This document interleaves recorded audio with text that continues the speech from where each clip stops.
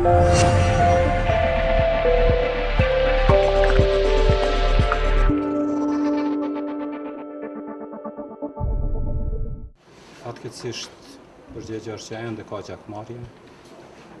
Jo, nuk mund të krahasohet me Shqipëri ose me vende tjera, nuk mund të krahasohet me ato që ishin vitin 1990, por plagët e rënda vështirë largohen. Po punohet që çdo ditë të ketë sa më pak, nuk ka statistikë saktë, por mendoj që me edukimin dhe me një sistem të drejtësisë si duhet, gjakmarrja do të shuhet, sepse gjakmarrja dhe ka rrjedh si pasojë e mungesës së sistemit të drejtësisë.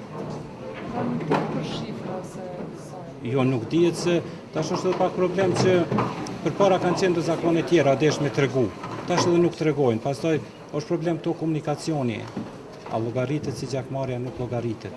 Nëse për shembull fatkeqësi komunikacioni, po kush më nuk shkon me dy besë, ose e ka shkel dikon se po dihet që këto janë vrasje me pa dëshirë. E krejt ndryshe ka qenë përpara kur vrasjet janë bërë me paramendim. Kurse për vrasjet pa paramendim, unë nuk di që ka gjakmarrje sot.